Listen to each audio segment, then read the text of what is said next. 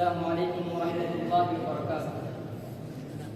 الحمد للہ رب العالمین والصلاة والسلام علی اشرف الانبیاء والمرسلین وعلی آلہ واصحابہ اجمعین، اما بعد فقد قال اللہ تبارک وتعالی فاعوذ باللہ من الشیطان الرجیم بسم اللہ الرحمن الرحیم والعصر ان الانسان لفی خسر۔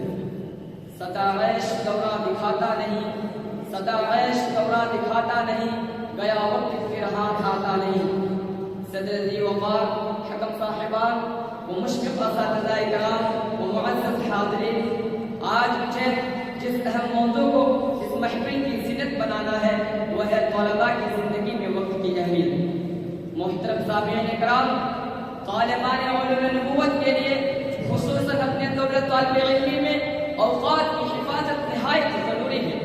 وقت اللہ تعالیٰ کی عطا کردہ نعمتوں میں ایک گرا قدر نعمت ہے، پگھلتے برف کی طرف آنن فانن گزرتا رہتا ہے۔ دیکھتے ہی دیکھتے تیزی کے ساتھ مہینے اور سال گزر جاتے ہیں۔ صبح ہوئی، شام ہوئی، عمر یوں ہی تمام ہوئی۔ یوں تو وقت ایک مختصر عنوان ہے جس کے مختلف گوشے ہیں اور ہر گوشہ مستقل گفتگو کا متبادل ہے، کیونکہ وقت کی قدر و قیمت، فضیلت و اہمیت سب لوگوں کے نزدیک برابر نہیں ہے۔ ہر میدان کے لوگوں کے نزدیک وقت کی قدر و قیمت کے پیمانے مختلف ہیں۔ اللہ تعالیٰ کا فرمان ہے والعصر ان الانسان لفی خسر، قسم ہے زمانے کی، انسان بڑے خسارے میں ہے۔ العصر، مفسرین حضرات نے تفسیروں میں عصر کی جو تفسیر کی ہے اس کا خلاصہ یہ ہے کہ ذات باری تعالیٰ نے عصر زمانے کی قسم کھائی ہے کیونکہ وہ عجائبات کا مجموعہ ہے۔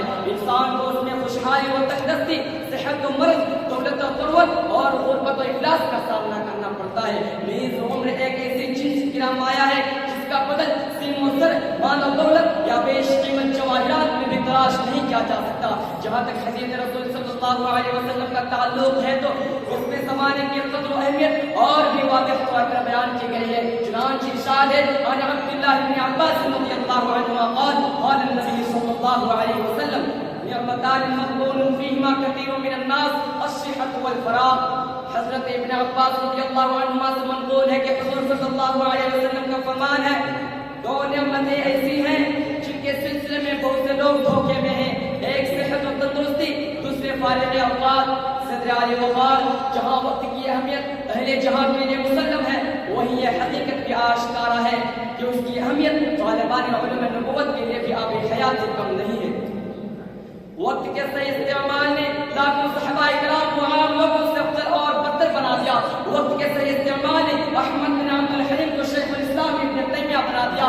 وقت کے صحیح استعمال نے حافظ شمس الدین کو ابن قیم الجوزی بنا دیا۔ وقت کے صحیح استعمال نے محمد ناصر الدین کو علامہ البانی بنا دیا۔ وقت کے صحیح استعمال نے عبد العزیز کو علامہ ابن باز بنا دیا۔ وقت کے صحیح استعمال نے اسماعیل بن عمر کو ابن کثیر بنا دیا۔ وقت کے صحیح استعمال نے محمد بن صالح کو ابن عثیمین بنا کر چہاردہ کے عالم کو عموماً اور طالبان علم نبوت کو خصوصاً یہ درس عدت دے دیا کہ اگر آج ہم طالبان علم نبوت بھی جدوجہد کریں اور وقت کو ضائع کرنے کے بجائے اس کا بجائے استعمال کریں تو آج بھی ہمیں اسلاف کی جھلک نظر آ سکتی ہے۔ آج بھی کوئی ابن تیمیہ، ابن قیم اور ابن باز بن کر باطلوں کا فلاح کما کر سکتا ہے، کیونکہ وقت کا درست استعمال ہی طلباء کی زندگی میں انقلاب لا سکتا ہے۔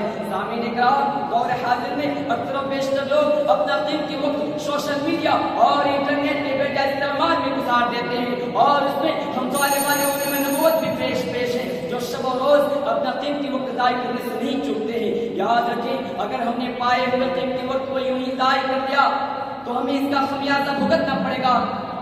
جیسا کہ شاعر نے کہا ہے وقت برباد کرنے والوں کو وقت برباد کر کے چھوڑے گا، اور یہ بھی واضح ہو کہ ضائع کیے گئے وقت پر غیرت و ندامت جان لیوا ہوتی ہے، اس لیے کہ وقت تیزی کے ساتھ ختم ہو جاتا ہے، وہ بڑا غیر و خوددار بھی ہوتا ہے، کبھی لوٹ کر واپس نہیں آتا۔ وقت نکل جانے کے بعد اس کی تلافی کی کوئی صورت نہیں ہو سکتی۔ یہی وجہ ہے کہ صحابہ کرام ہمیشہ وقتوں کا خیال رکھ کر اس میں نیکیوں کا ذخیرہ جمع کر لیا کرتے تھے۔